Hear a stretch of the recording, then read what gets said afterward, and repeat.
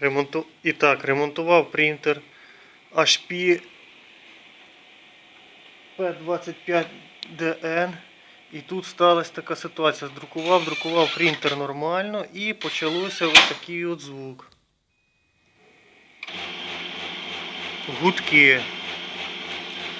Сидів, довго розбирався, поки не підпер цю шестерню. І тест.